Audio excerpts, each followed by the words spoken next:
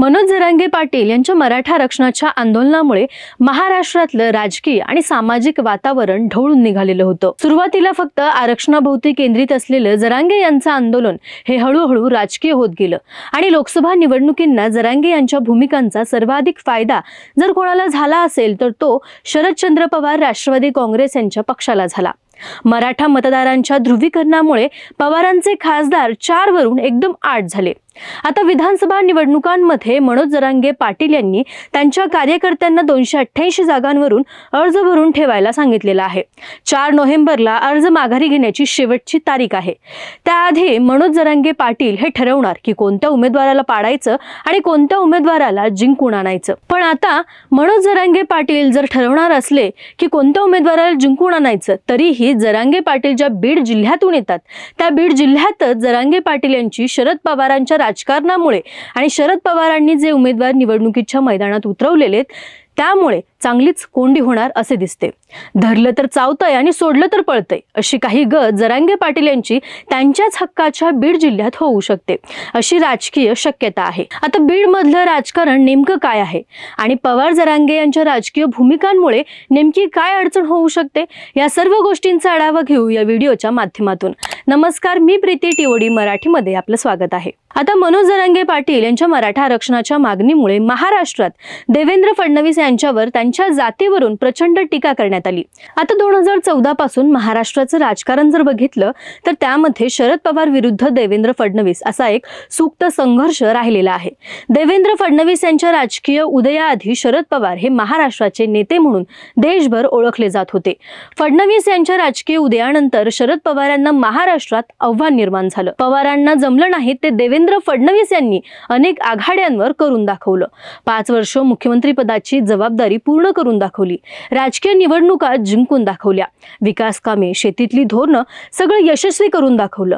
त्यामुळे जरांगे पाटील यांचे आंदोलन जेव्हा पेटले तेव्हा त्याचा जर राजकीय फायदा आपल्याला होत असेल तर का नको, या भावनेतून शरद पवारांनी आणि सोबतच्या नेत्यांनी फडणवीस विरुद्ध या राजकीय आंदोलनाला हवा दिली। तर तांत्रिकदृष्ट्या आजही महाविकास आघाडीची मराठा आरक्षणावरची भूमिका काय आहे हे जाहीर झालेलं नाही।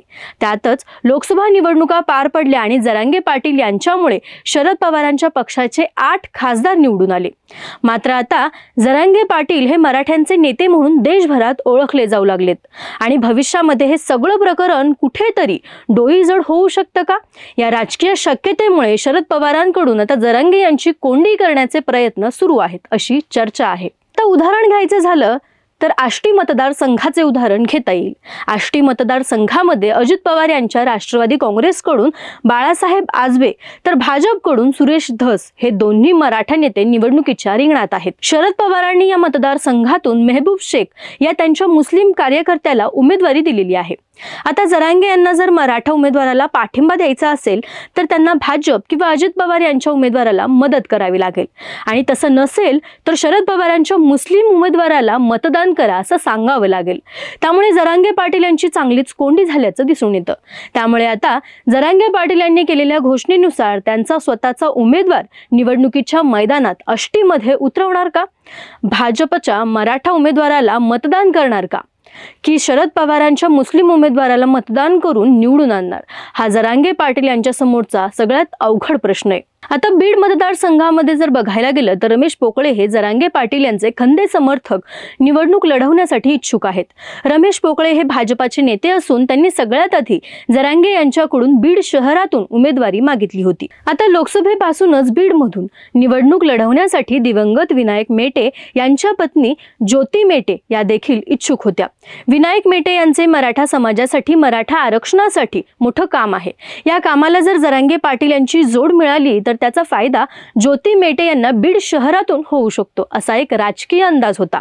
मात्र ज्योती मेटे आणि जरांगे पाटील यांची भेट झाली आणि ज्योती मेटे यांची निराशा झाली। त्यानंतर ज्योती मेटे यांनी शरद पवारांची भेट घेऊन त्यांच्या पक्षात प्रवेश केला, पण त्यांना तिकीट मात्र शरद पवारांनी दिलेलं नाही।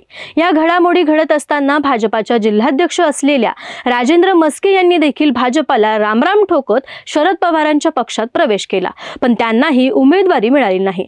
शेवटी शरद पवार पवारांनी पुन्हा एकदा संदीप क्षीरसागर यांना उमेदवारी दिली। संदीप क्षीरसागर हे ओबीसी समाजातून येतात। जरांगे यांच्या आंदोलनाच्या वेळेला मराठा आंदोलकांनी क्षीरसागर यांचा बंगला जाळला होता। त्यामुळे आता बीड विधानसभा मतदारसंघामध्ये जरांगे पाटील यांची राजकीय अडचण झाल्याचे दिसून येते।